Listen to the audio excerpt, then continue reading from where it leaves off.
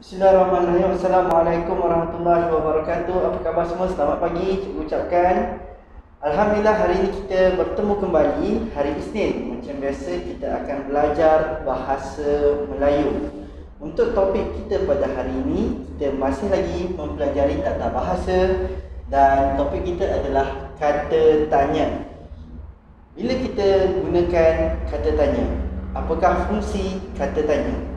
Kata tanya ialah kata yang digunakan untuk menanyakan sesuatu.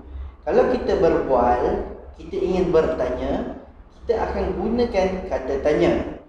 Jadi kata tanya ni ada banyak jenis, ya. Ada banyak jenis kata tanya dan kita kena gunakan kata tanya yang sesuai apabila kita ingin menanyakan sesuatu. Baik, kita tengok satu persatu. Yang pertama sekali, di mana. Bila kita gunakan di mana, kita menggunakan di mana untuk menanyakan nama sesuatu tempat. Contohnya kita nak bertanya tentang sesuatu tempat, kita gunakan di mana. Baik, kita tengok contoh ayat tanya. Di manakah Nabila membaca buku? Kita bertanya, Nabila baca buku dekat mana? Jadi kata tanyanya adalah di manakah Nabila membaca buku. Kita menggunakan di mana untuk bertanya tempat. Tempat di mana Nabila membaca buku. Jadi mungkin kita boleh jawab Nabila membaca buku di perpustakaan. Okey, itu contoh yang pertama. Kita pergi kepada yang kedua. Kata tanya yang kedua ialah siapa. Kita menggunakan siapa untuk bertanya tentang orang. Apabila kita ingin bertanya tentang orang, kita gunakan siapa. Sebagai contoh ayat, siapakah yang berada di kelas? Kita bertanya, siapa yang ada di kelas? Orang. Jadi kita boleh jawab, Ami yang berada di kelas.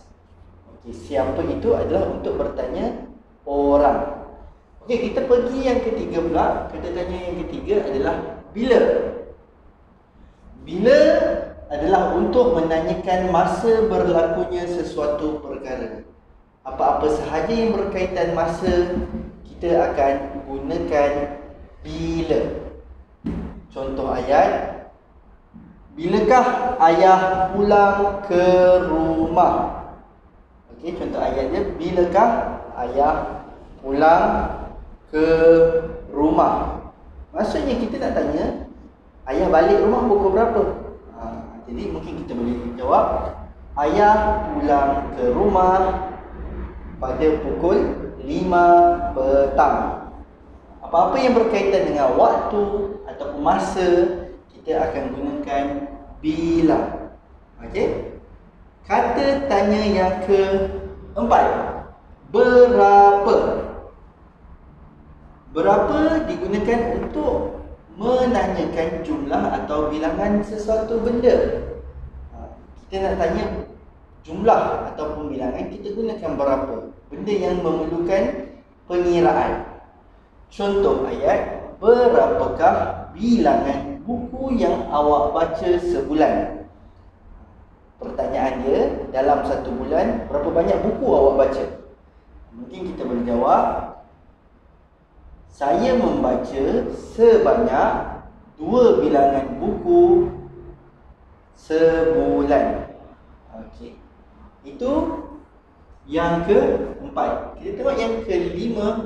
Kata tanya yang kelima adalah apa. Untuk menanyakan sesuatu benda atau binatang. Kalau kita nak menanyakan kan, contohnya, apakah yang telah berlaku di kelas pagi tadi? Apa yang telah terjadi? Apa? Perkara yang lebih umum. Jadi dalam persoalan ini, dia bertanya apa yang telah berlaku di kelas pagi tadi. Contohnya, jawapan ni kita boleh jawab, Siti pengsan di dalam kelas pagi tadi. Itulah kejadiannya. Apabila kita nak tanya kejadian ataupun keadaan, kita boleh gunakan apa. Okey, yang seterusnya mengapa. Mengapa untuk menanyakan sebab berlaku sesuatu. Bila kita nak cari sebab, kita kena gunakan mengapa, punca sebagai contoh ayat dia, mengapakah awak tidak datang ke sekolah? Jadi punca, mengapa dia tak datang ke sekolah? Saya tidak datang ke sekolah semalam kerana demam. Punca sebab. Jadi kita gunakan mengapa. Dan yang terakhir sekali, bagaimana. Bagaimana ini kita gunakan untuk menanyakan cara melakukan sesuatu. Cara ataupun kaedah, cara untuk melakukan sesuatu. Contohnya, bagaimanakah cara untuk menjawab soalan ini? Ataupun bagaimanakah cara untuk memasak nasi lemak, sebagai contoh. Itu antara contoh-contoh lain yang kita boleh gunakan dalam kata tanya.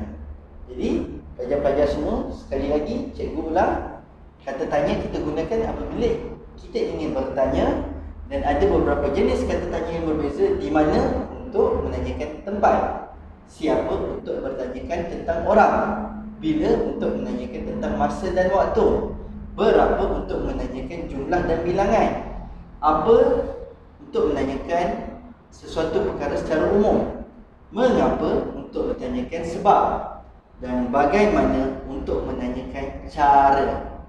Jadi setiap satu kata tanya ini mempunyai fungsi yang berbeza-beza.